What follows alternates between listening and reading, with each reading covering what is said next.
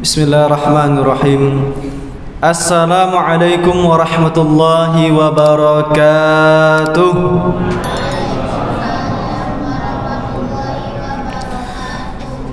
Alhamdulillah, innal hamdalillah nahmaduhu wa nasta'inuhu wa nastaghfiruhu wa nastahdihi wa natubu ilaihi. Asyhadu an la ilaha illallah wa asyhadu anna Muhammadan abduhu wa rasuluh la nabiyya wa la rasula ba'da. Qala Allah ta'ala fil Qur'anil Karim, a'udzu billahi minasy syaithanir rajim. Ya ayyuhalladzina amanu taqullaha haqqa tuqatih wa la tamutunna illa wa antum muslimun. Wa qala ya ayyuhalladzina amanu ittaqullaha wa qulu qawlan sadida yuslih lakum a'malakum wa yaghfir lakum dhunubakum wa may yuti'illaha wa rasulahu faqad faza fawzan 'azima. Wa qala Rasulullah sallallahu alaihi wa ala alihi wa ashabihi wa sallam, ittaqillaha haitsu ma kunta wa atbi'is sayyi'atal hasanata tamhuha wa khaliqin nas bi khuluqin hasanin. Amma ba'd. Hadirin hadirat, ayah bunda dan saudara-saudaraku yang dimuliakan Allah Subhanahu wa taala, apa kabar semuanya? Alhamdulillah sehat semuanya. Para bunda yang di belakang sehat semuanya. Ibu-ibu tak ada yang sakit. Ayah sekalian sehat semuanya. Puji syukur kehadiran Allah yang menjadikan kita memiliki kesehatan, memiliki keimanan, keistiqomahan dalam rangka menuntut ilmu, menjadikan masjid ini salah satu taman daripada taman-taman surga, raudhatun min riyadil jannah, surga, taman-taman surga daripada taman-taman surga yang ada di akhirat nantinya. Kita jadikan di dunia ini taman surga berupa majelis ilmu, majelis zikir yang disebutkan di dalamnya Al-Quran, yang disebutkan di dalamnya hadis. Baik, salawat serta salam senantiasa kita sanjungkan kepada baginda Nabi besar Muhammad sallallahu alaihi wasallam, kepada keluarganya, kepada para sahabat, kepada muridnya para sahabat tabi'in, dan kepada murid-muridnya para sahabat tabi'ut tabi'in, kepada imamul a'immah, kepada seluruh imam 4 mazhab dan imam yang lainnya, dan seluruh rakyat muslim, dengan mengucapkan Allahumma salli ala nabiyina Muhammad wa ala ali nabiyina Muhammad. Baik, Bapak Ibu saudara yang dimuliakan Allah Subhanahu wa taala, kita akan membahas satu pembahasan yang menarik, satu pembahasan yang barangkali kita senantiasa melakukan hal tersebut. Bisa jadi kita sering, padahal ini adalah salah satu penyakit hati paling berbahaya, dan mereka yang melakukan ini akan berpindah dosanya. Nanti kita bahas, berpindah kepada mereka yang akan digibahi. Ghibah, apa kira-kira yang dimaksud dengan ghibah? Sering kita mengatakan, Pak jangan ghibah, Bu jangan ghibah, Bang jangan ghibahi dia, jangan ghibah. Apa ghibah? Ghibah hanya muncul dari hati-hati orang yang sakit, yang mengharapkan sesuatu di dunia ini yang bersifat dunia. Ghibah. Rasulullah SAW dalam hadis riwayat Imam Dawud, Abu Dawud, nomor hadis 4853, Rasulullah SAW bertanya kepada para sahabat, wa anna Rasulullah SAW qal, sesungguhnya Rasulullah SAW bertanya kepada para sahabat, atadruna mal ghibah, kamu tahu apa yang dimaksud dengan ghibah? Maka mereka menjawab, qalu Allahu a'lam wa rasuluh, yang paling tahu tentang ghibah hanya Allah dan Rasulnya. Bagus perkataan para sahabat, kalau tak tahu tak bercakap, kalau dia tahu dijawab. Mal ghibah, apa yang dimaksud dengan ghibah? Maka Rasulullah SAW berkata, zikruka akhaka ma yakrah bima yakrah, yaitu engkau menyebut-nyebut apapun yang berkaitan dengan saudaramu yang itu tidak disukainya. Qalu, dan para sahabat kemudian bertanya, ya Rasulullah, ara'aita, wahai Rasulullah, ara'aita, bayangkan apa pendapatmu wahai Rasulullah, in kana, jikalau apa yang aku sebutkan fi akhi ma'akul, in kana fi akhi ma'akul, apa pendapatmu wahai Rasulullah, jikalau apa yang aku katakan ini betul ada pada diri seseorang tersebut? Memang itu kenyataannya. Betul, sering kita mengatakan seperti itu. Memang gitu aslinya. Ini aku tak bohong, aku tak berdusta. Memang gitu adanya. Memang seperti itu faktanya, kenyataannya. Bagaimana ya Rasulullah aku mengatakan seperti itu? Rasulullah SAW menjawab, laqad iktabta, engkau telah menggibahnya kalau berbuat seperti itu.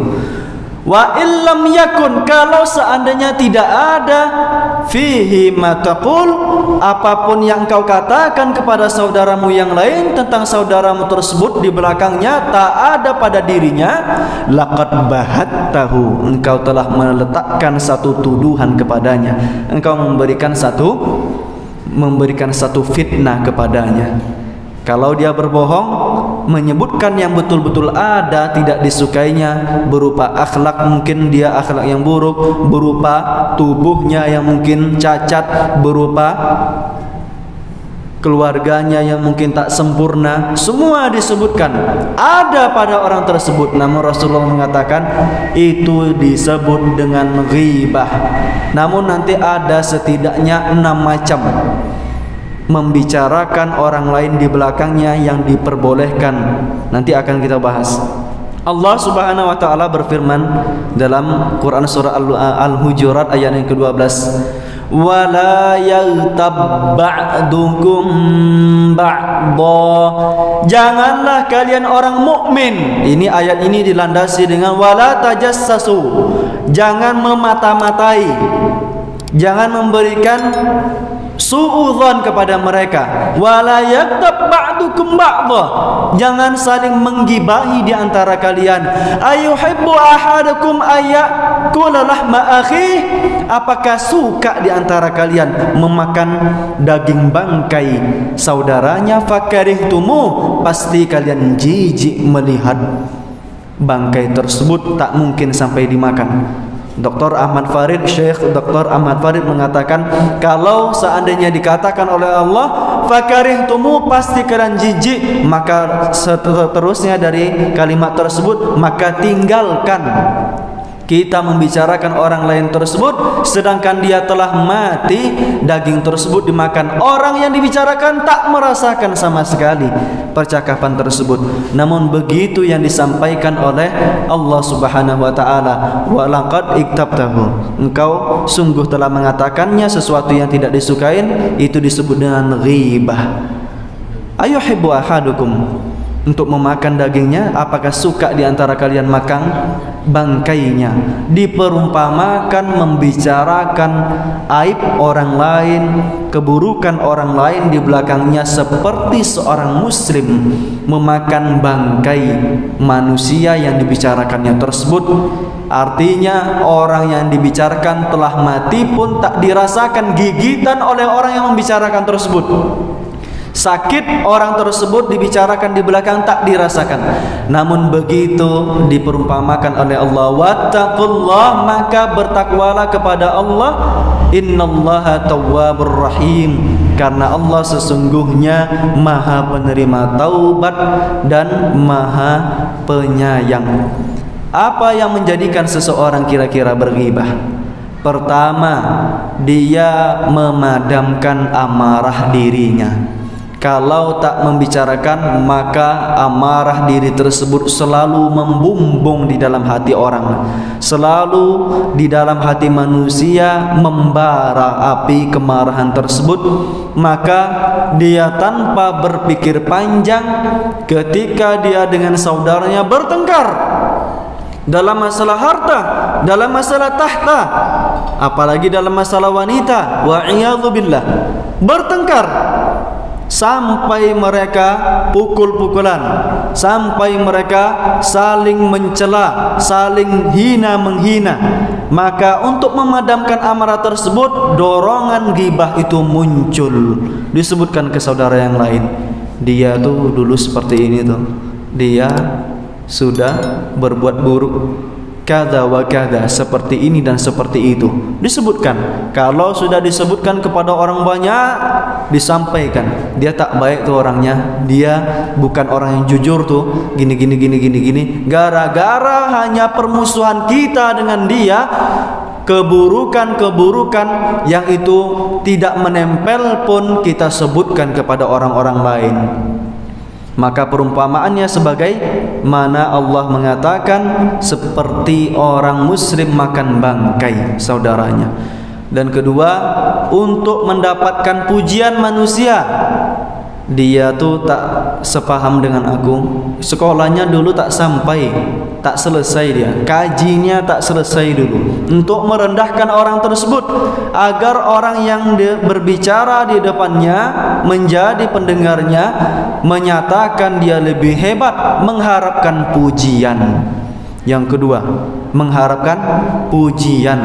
Dan kemudian ghibah itu muncul ketika seorang sahabat bertemu dengan sahabat yang lain.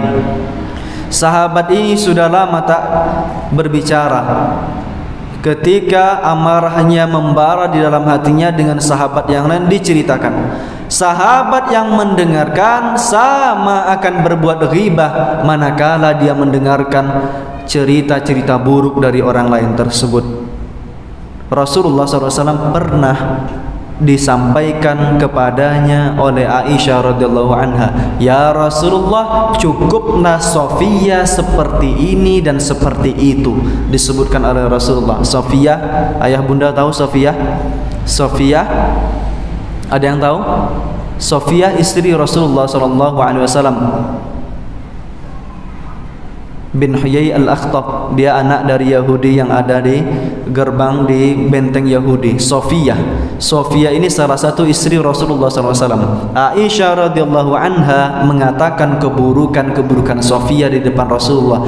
Apa yang kemudian dikatakan Rasulullah? Ya Aisyah, wahai Aisyah, kalau seandainya perkataan kalimat-kalimatmu ini yang kau katakan dicampakkan ke lautan, maka cukup memberikan warna yang sungguh amat gelap ke lautan tersebut, kata Rasulullah SAW. Dan dalam satu kesempatan di dalam Sahih Bukhari, Aisyah ingin mengatakan, sampaikan satu hal kepada Rasulullah. Rasulullah mengatakan, la uhib ya Aisyah, bima makna la uhib, aku tidak suka, walau anna hakaita, kalau seandainya engkau menceritakan ahadan, seseorang di depanku. Menceritakan seseorang di depanku. Nanti Aisyah setelah berkata seperti itu, Rasulullah kepadanya mencari cara bagaimana menyebutkan keburukan tanpa menyebutkan nama orang lain. Walau anna li kada wa kada, kalau seandainya engkau memberikan harta pun kepadaku, maka aku tidak akan hendak mendengarkan cerita keburukan-keburukan tersebut kepadaku olehmu, kata Rasulullah SAW.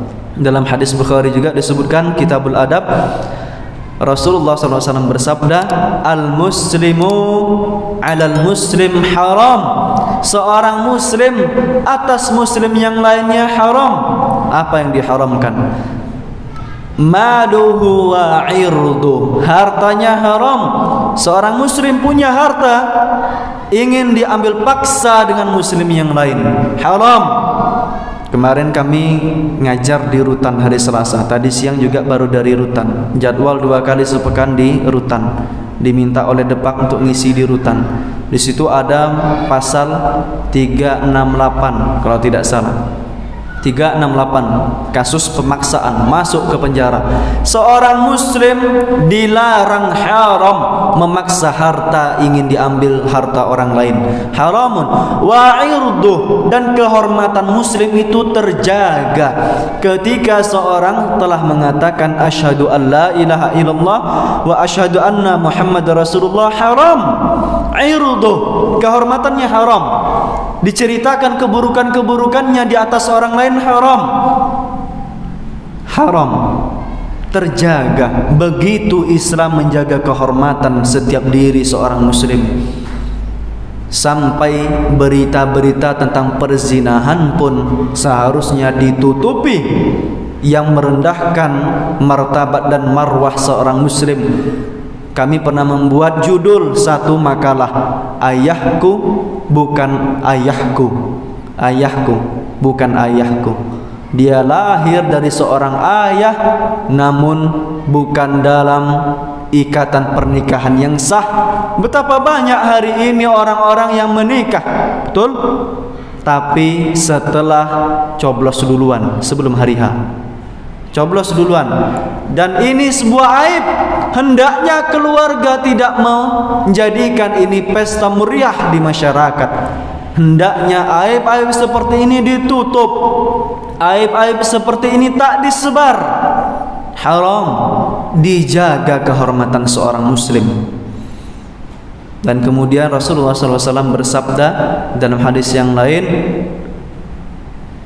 inna a'radakum wa amwalakum haramun alaikum. Sesungguhnya harta-harta kalian dan kehormatan-kehormatan kalian haramun alaikum, haram atas kalian dari sebagian yang lain. Miliki harta yang ini haram bagi yang lain. Dia punya kehormatan haram untuk dicacati oleh orang lain.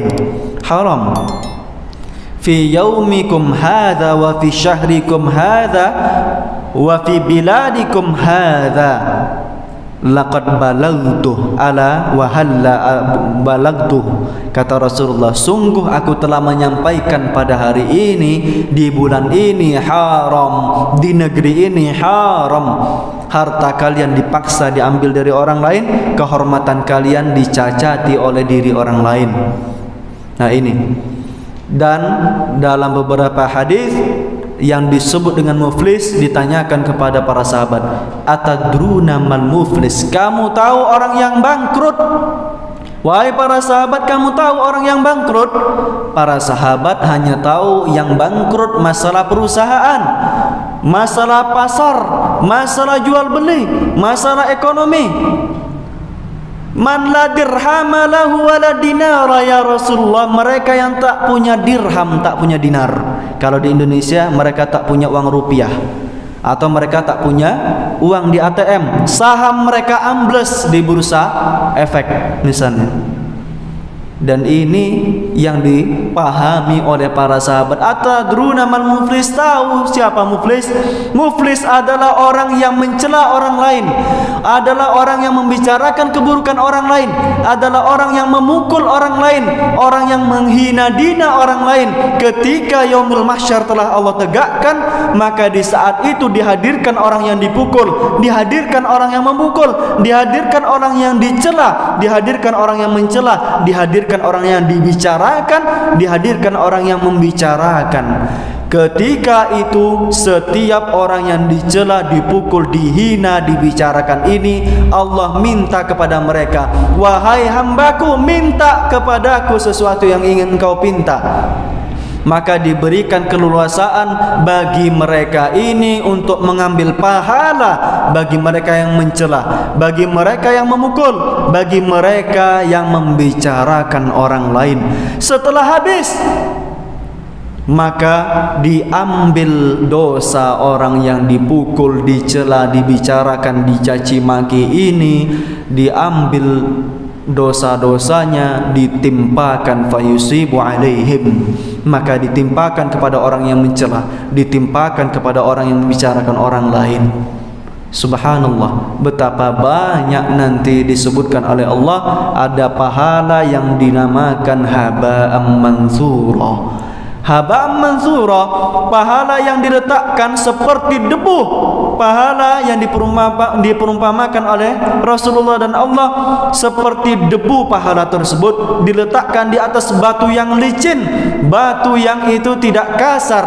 Ketika angin berhembus, riuh rendah angin tersebut membawa terbang, habis seluruh amal seorang manusia. Dan itu yang disebut dengan muflis, orang yang bangkrut. Letih dia membaca 30 juz Al-Quran setiap malam, letih dia membaca Al-Quran setiap bulan, setiap malam-malam Ramadan. Ketika umurnya 50 tahun, tak ada tersisa kecuali dia membaca Quran, tak ada tersisa kecuali dia sholat malam. Namun habis semua itu gara-gara dia membicarakan orang lain, perkataan manusia. Habis semua itu gara-gara dia mencaci maki orang lain. Habis semua itu gara-gara dia pernah memukul orang lain. Habis ketika dia pernah menggolimi orang lain. Maka terapi yang paling baik untuk menghindarkan lisan, pekan lalu kita membahas lisannya mukmin ketika hati berada di depan lidahnya. Ketika ada kalimat yang itu ingin keluar dari lisan, hati memfilter. Ini kalimat yang boleh keluar dari mulut, ini kalimat yang tak boleh keluar dari mulut. Tahan. Kalau orang mukmin memiliki hati seperti itu, kalau orang munafik kebalikannya. Lidah, lisannya berada di depan hati. Hati tak lagi menjadi filter saringan. Setiap apa yang terpikir di dalam hati, setiap apa yang terpikirkan di dalam pikiran, semuanya terlepas di lisan seseorang. Ada orang-orang yang begitu mudah untuk membicarakan orang lain.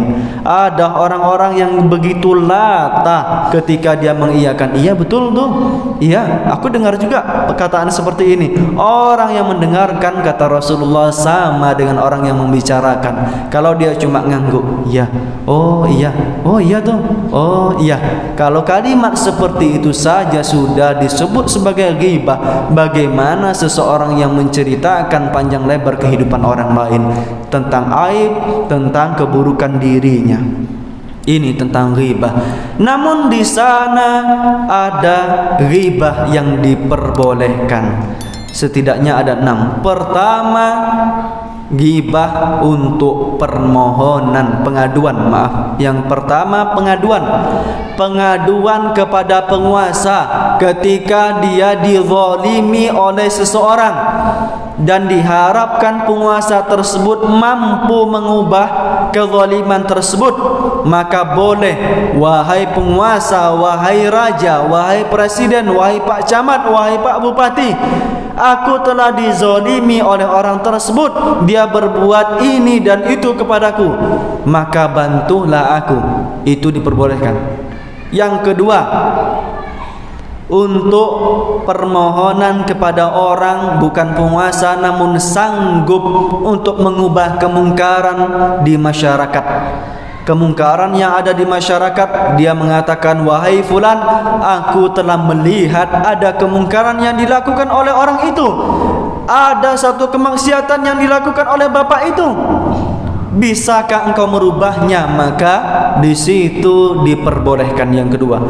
Yang ketiga, meminta fatwa, yang di situ diharuskan menyebut nama. Seperti seorang istri, seorang anak, seorang saudara mengatakan, wahai ulama, wahai alim, wahai syekh, suamiku seperti ini dan seperti itu, istriku seperti ini dan seperti itu, anakku seperti ini dan seperti itu, dia telah berbuat seperti ini, kezaliman, apa hukumnya? Bolehkah dia melakukan tindakan seperti itu? Maka itu diperbolehkan. Yang keempat, yaitu memberikan maslahat kepada manusia, mencegah dari keburukan. Pertama, tentang adanya cacat pada rawi atau pada syahid, saksi dalam hadis dan dalam katibul kutub, penulis kitab. Di zaman terdahulu sekelas Imam Bukhari, sekelas Imam Muslim, sekelas Imam Ibnu Majah, sekelas Imam Abu Dawud melihat setiap jalur hadis tersebut untuk menjaga eksistensi otentik daripada hadis. Di situ dibolehkan menyebut fulan kadza, fulan kadzib, dia adalah seorang yang pendusta, dia seorang yang biasa memanggil kucing, tapi setelah datang kucing tak dikasih makan, runtuh derajatnya, hadisnya dhaif. Seorang fulan tersebut biasa tak menggunakan peci, maka di situ dibuat hadisnya menjadi dhaif. Ada kalau dusta hadisnya mungkar, hadisnya tak bisa diterima. Rawi hadis, kenapa hadis itu muncul dhaif, mungkar dan tidak bisa dipakai?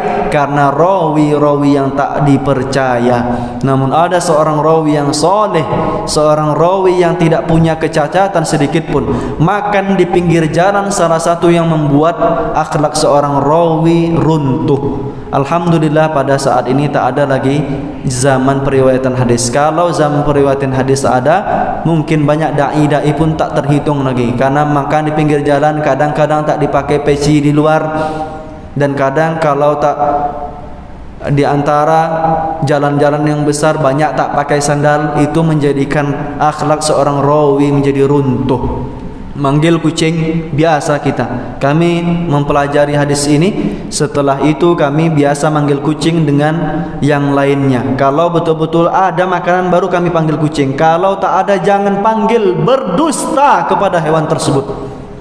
Nis berdusta, kata para ulama. Subhanallah, sampai derajat itu hadis sampai ditulis oleh Imam Bukhari setelah dia berwudu, mandi besar dan salat 2 rakaat, berdoa kepada Allah, ya Allah, kalau hadis ini setelah ku pikir-pikir dari sekitar 600 hadis, 200 sampai 300 hadis ku catat, 200-300 ribu hadis yang aku catat ini sahih, maka izinkan ini tercatat dalam kitab. Maka kitab Sahih Bukhari sekitar 7.200 hadis semuanya insyaallah adalah kitab paling sahih di dunia setelah Al-Quran. Boleh menceritakan keburukan rawi di zaman tersebut, dan ini hanya berlaku di zaman tersebut. Kalau di zaman sekarang hanya cacat dirinya saja. Ketika ini otentik dalam pengambilan ilmu. Amman ta'khudh, lihat kepada siapa engkau mengambil ilmu. Boleh mengambil ilmu, tapi lihat kepada siapa kita mengambil ilmu. Fa inna hadza ilmuddin, karena sesungguhnya ilmu itu adalah agama. Ayah bunda yang dimuliakan Allah Subhanahu wa taala, ini tentang rawi hadis. Karena pernah seseorang di kajian Imam Ahmad bin Hanbal Asy-Syaibani, Imam Ahmad bin Hanbal membuka kajian tentang hadis. Fulan kada, disebutkan rijalul hadis semuanya. An Sa'id bin Musayyab, an Nafi', an Ibnu Umar, an Malik, an Anas bin Malik, an Rasulullah sallallahu alaihi wasallam. Setiap rijal, setiap laki-laki di dalam hadis ini itu dibahas. Ini cacat, ini orangnya akhlaknya ini, itu diperbolehkan. Ada seseorang yang mengangkatkan, ya Imam, taktabun nas, wahai Imam, engkau bergibah kepada manusia. Maka Imam Ahmad bin Hanbal mengatakan, laula hadza kaifa yufarriqul batil wal haq. Bagaimana kalau tidak dengan ini aku sebutkan bagaimana akan terbedakan kemungkaran dan kebaikan, kata Imam Ahmad bin Hanbal. Maka itu boleh. Dan kemudian dalam musyawarah apapun, terkumpul sekian ahlul ilmu dalam pemilihan bupati, dalam pemilihan presiden, dalam pemilihan raja, dilihat mana yang patut menjadi raja. Dewan Syura tersebut menentukan, disebutkan keburukan satu persatu, diperbolehkan untuk kemaslahatan manusia.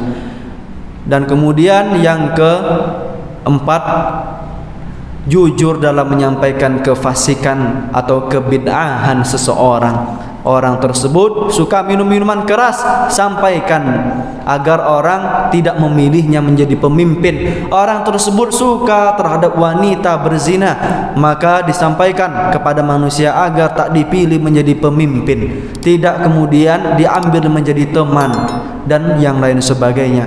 Kemudian yang keenam adalah pemberitahuan tentang julukan yang telah masyhur. Misalnya orang biasa dipanggil dengan a'ma, itu bapak yang buta tuh. Kalau memang dia sudah dijuluki sebagai bapak yang buta, atau aqta, bapak yang pincang, atau azraq, bapak yang kulitnya biru atau hitam legam, atau disebut dengan yang lain sebagainya, a'ma buta, a'mash orang yang tak mampu melihat, a'ma yang tak, kemudian beberapa yang tidak mampu mendengar. Maka seperti itu bapak ini, ibu ini, itu boleh. Namun kalau mampu disampaikan dengan pemberitahuan yang lebih baik, lebih bagus. Bapak yang tunawisma, bagus kata-katanya. Bapak yang tunarumu, tak bisa mendengar, bagus kata-katanya. Walaupun sama, tuli kata orang, tapi di situ disebutkan tunawisma. Kalau orang pezina sekarang disebut tunasusila. Tidak, jangan dibilang seperti itu, karena ini menjadikan seperti bagus. Sekarang banyak PSK, disebutkan penamaan orang pezina PSK. Apa PSK? Pekerja seks komersial yang diiklankan, yang diperjualbelikan. Pekerja, orangnya bekerja mengiklankan seks, dan itu sebut dia pelacur, sebut dia pezina. Itu untuk meninggalkan kemungkarannya, agar dia sadar bahwa dia telah melakukan kemungkaran. Nah, yang 6 ini kami sebutkan itu diperbolehkan. Lihat dalam syarah Imam Nawawi ala Sahih Muslim jilid yang ke-16 halaman 142 halaman 143. Namun sekali lagi, sibukkan diri ketika tak ada hajat yang 6 ini untuk menjaga lisan, tetap berkata dengan perkataan yang baik. Inna ahadakum, kemarin kita membahas la yatakallam, ada di antara kita la yatakallam, dia akan mengatakan satu perkataan yang tidak tahu dia apa makna perkataan tersebut, yazillu biha, namun dia tergelincir, terperosok masuk ke jurang api neraka jahanam, kama bainal masyriq wal maghrib, seperti antara timur dan barat. Antara timur dan barat jauh luar biasa, timur dan barat. Nah, seperti itu dengan perkataan, hati-hati berkata keburukan, hati-hati dengan membicarakan aib orang lain. Bahkan ulama mengatakan ada seorang manusia yang bahkan tidak disukai, manusia yang tidak suka untuk dibicarakan kebaikannya. Kebaikannya ingin dia sembunyikan, namun ketika dibicarakan dia tidak suka. Sebagian ulama mengatakan itu pun disebut sebagai ghibah. Namun ini jarang. Orang lain biasanya disebutkan kebaikan di depan, di belakang orang lain boleh, mau dia kan, tak masalah. Bapak itu subhanallah, dia orang yang senantiasa memakmurkan Masjid Darus Saadah. Ibu itu subhanallah, qiraatul Qur'annya selalu terdengar pagi dan petang di Masjid Darus Saadah. Senang biasanya kalau disebutkan. Itu tak disebut dengan ghibah. Tapi begitulah penekanan ulama, sampai kalau seandainya tak ingin dia disebutkan setelah sampai beritanya, betul dia menyebutkan seperti itu, tak suka dia, itu pun ulama menyampaikan disebut dengan ghibah. Subhanallah, Maha Suci Allah. Nah, ini terapinya, ketahuilah dosanya adalah dosa orang yang bangkrut. Bangkrut, habis duit di ATM 200-500 juta, silakan. Namun ketika habis, ketika masih bertumpuk pun duit 2 miliar, 1 triliun di ATM, di bank-bank yang kita miliki sampai 1 triliun pun tertumpuk. Namun besoknya dia meninggal dunia, sedangkan kehidupannya tidak penuh kecuali dengan caci maki terhadap orang lain, tidak penuh kecuali dengan namimah, adu domba dengan orang lain, tidak penuh kecuali orang lain dibicarakan keburukan. Seantero kecamatan, kabupaten mendengar keburukan orang tersebut gara-gara lisannya. Maka orang seperti ini tiada berguna hartanya dan tiada berguna amal perbuatan yang ada di dunia, habis semuanya, amblas. Ini disebut dengan orang yang bangkrut. Jadi orang yang bangkrut bukan orang yang tak punya harta, tak bisa makan. Orang yang tak bisa makan bisa jadi senantiasa menjaga lisannya. Orang yang rumahnya reot, roboh, tertiup angin sedikit, gempa 5 skala Richter pun roboh langsung. Tak ada apa-apa di mata manusia rumahnya. Namun ketika dia menjaga lisannya, namun ketika dia menjaga kewajiban-kewajiban sebagai seorang muslim, di saat itu dosanya tak diambil, diberikan kepada orang lain karena tak pernah mencaci, memukul, membicarakan orang lain, maka cukup menjadikan orang tersebut dakhalal jannah, masuk ke dalam surga. Ibadallah yang dimuliakan Allah Subhanahu wa taala. Dan sejelek-jelek orang yang berbuat ghibah adalah orang-orang yang dia mencoba zuhud, berpura-pura zuhud seperti gini. Kita mendengar ada keburukan orang lain. Kami beri contoh Pak Yulizar misalnya ya Pak. Pak Yulizar itu dia tengah melakukan satu hal. Dia mendekat kepada penguasa. Orang-orang memandangnya seperti dia setelah itu kok dapat mobil, kok dapat jabatan karena mendekat ke penguasa. Maka ini memang aib, tapi kita tak begitu tahu sampai klarifikasi apa yang dilakukan Pak Yulizar ini di belakang, apa yang dilakukannya kepada penguasa. Namun orang yang mencoba untuk zuhud tersebut dengan kehidupan yang sederhana, dia mengatakan seperti ini, alhamdulillah yang masih memberikan rasa malu kepada aku. Seakan-akan dia sedang membicarakan, alhamdulillah aku tak sehina seperti Pak Yulizar yang mendekat kepada penguasa. Aku masih terjaga ada rasa malu, tak minta-minta kepada penguasa orang yang kaya tersebut. Atau kata-kata yang lain, alhamdulillah segala puji bagi Allah masih memberikan rezekiku dengan harta dengan cara yang halal. Katanya bagus bukan? Bagus katanya. Namun di situ dia mengharap pujian terhadap orang yang mendengarkan saat itu. Ini orang yang berbuat sejelek-jelek ghibah. Diceritakannya seperti ini dan seperti itu di belakang orang lain. Subhanallah, untung saya tak ikut seperti itu. Itu memang perbuatan buruk misalnya.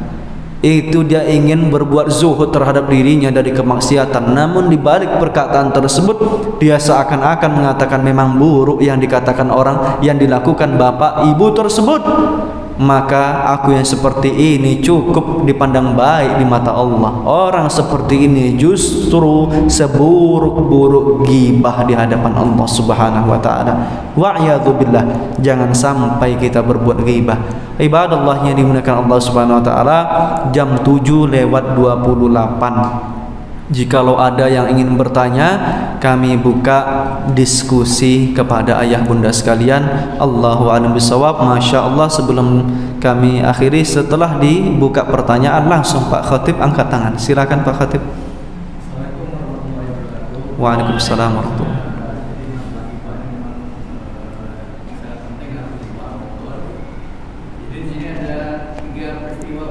Baik.